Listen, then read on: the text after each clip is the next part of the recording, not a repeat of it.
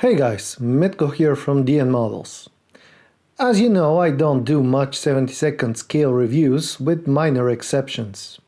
I used to build those in my teens and when they were the mainstream on the market. Not anymore. However, slowly but steadily this scale is returning to the spotlight. Proof of that are the numerous beautiful Eduard kits which are the benchmark nowadays. With their Mk.15 BF109 and latest Focke-Wulf 190, they set the new standard.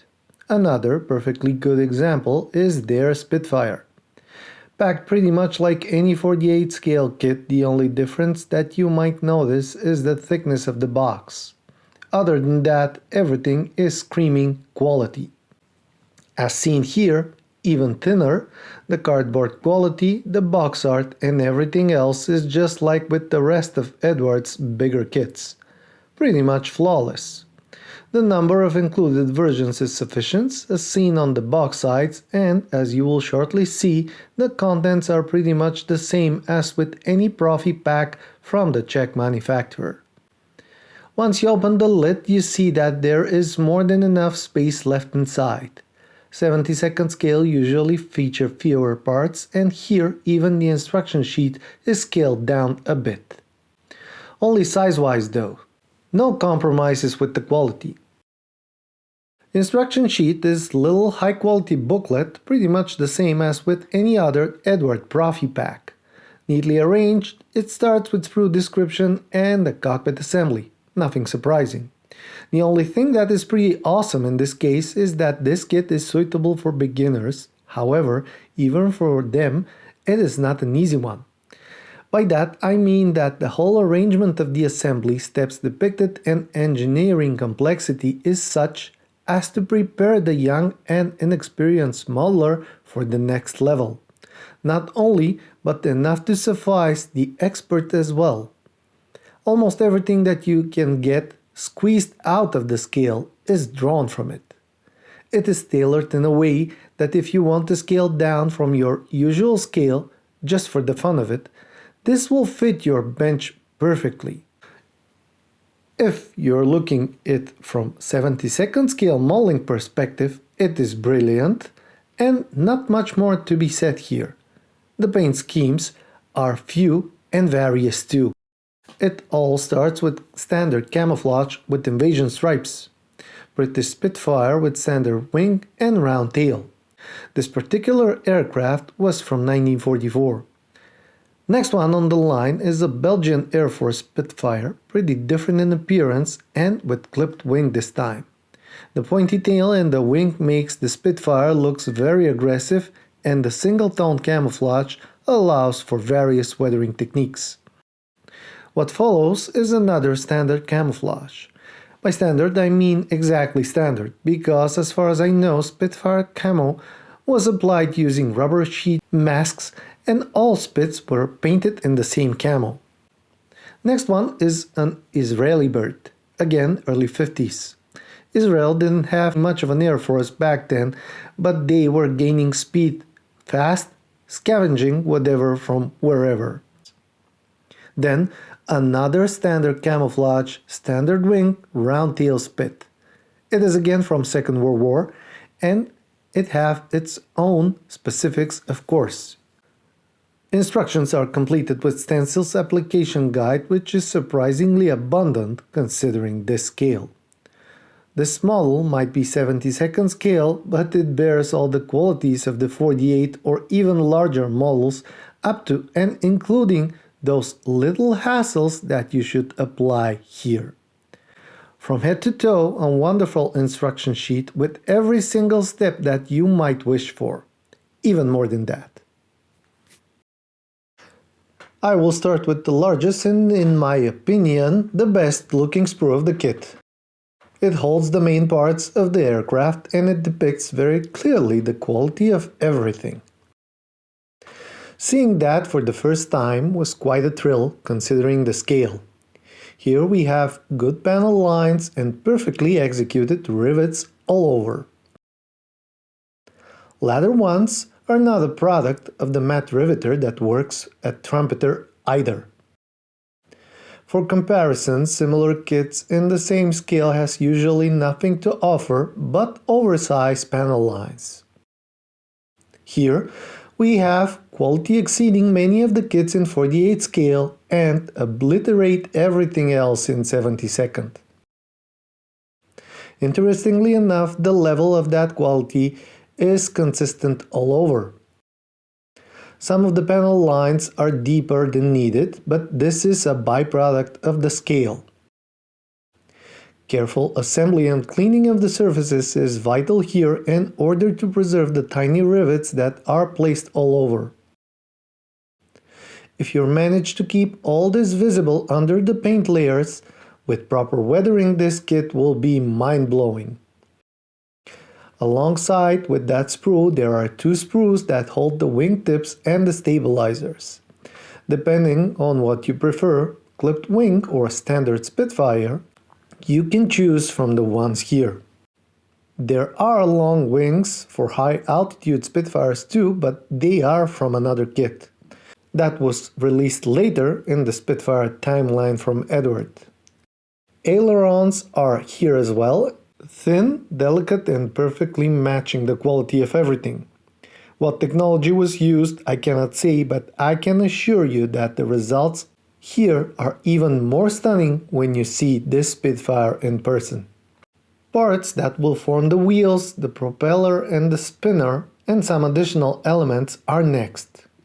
They are not that stunning because of the nature of those in reality.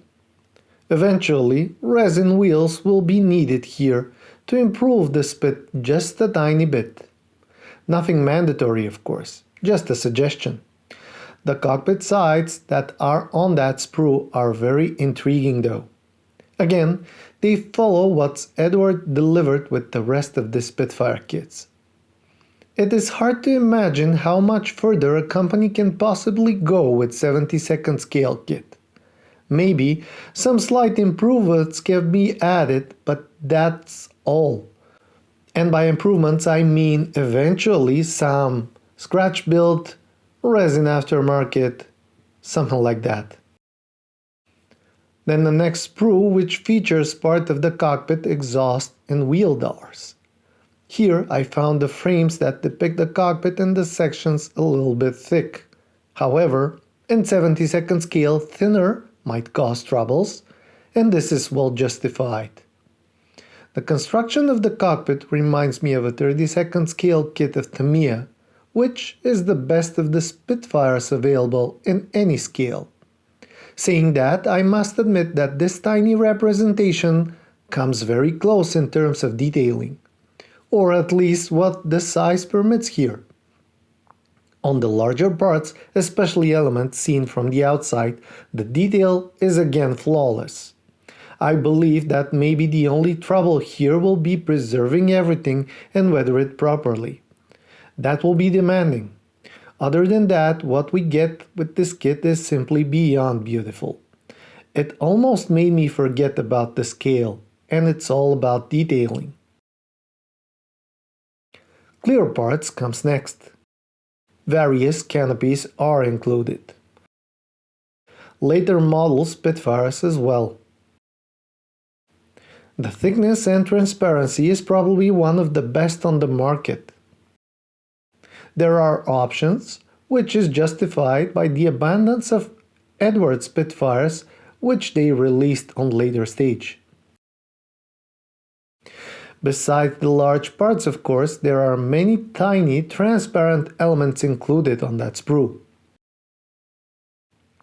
Having those on a round sprue is something that I found to be very specific for Eduard. It looks odd, but I wouldn't mind as long as the quality of the elements on that sprue is satisfactory. And I cannot complain from what I see here.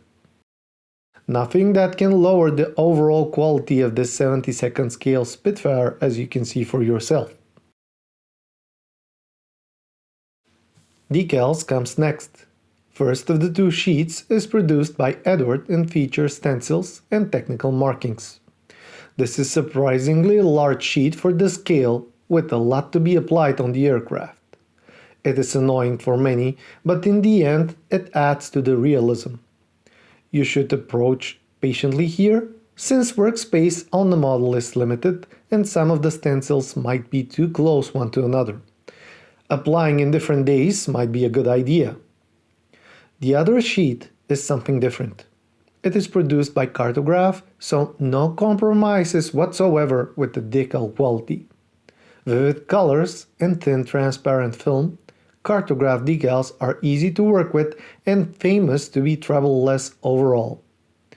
Some of the items on that are small too, but overall we have numbers, letters and roundels. That is one big sheet, and to be frank, it can be used with more than one spit, especially if you have something else in stash in the same scale from other manufacturer. They often miss to add stencils and most of the tiny markings. In other words, what is left from this sheet will be sufficient to cover some of your older models if you decide that you want to use those decals. Another surprise with this kit is the presence of mask and photo etch. Masks not that much, but still. They are standard for Eduard, kabuki tape rectangular sheet, which is explained in the instruction sheet. These masks are trouble-less overall and help your model survive the painting phase. The real surprise here, in my opinion, is the presence of photo etch. This is a really small plane in 70-second scale, and photo etch features very delicate details as well. Really nice cockpit dash is great add-on in the scale, and the rest, including the seat belts, is fitting perfectly to the standard set with that release. For beginners, I would suggest to try and make the most of this here, since this will teach a lot in the process.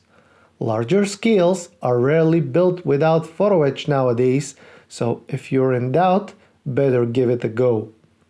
This is a great step in the learning curve that Eduard presented with a relatively cheap and perfectly executed kit. My conclusion is, if you want to go 70-second scale, choose latest Eduard kits and don't even bother looking at the rest. Eduard are setting up a whole new standard here. And the Spitfire is a perfect representation of that. They have brilliant Mk.IXe, BF109E, and lately they released early Focke-Wulf 119s and Mk.21. All of that mentioned has no competition on the market. Not a real one at least. The Spitfire is absolutely fantastic. It will build into a stunning little representation and will bring as much joy as any other 48 scale Spitfire currently available, superseding many of those in detail and accuracy. Even if you like me and you left behind 70-second scale a while ago, this is worth to be built just for the sheer fun of it. Thank you for watching, stay tuned for more. Don't forget to share, comment and subscribe. Have fun modeling, and I will see you in the next one.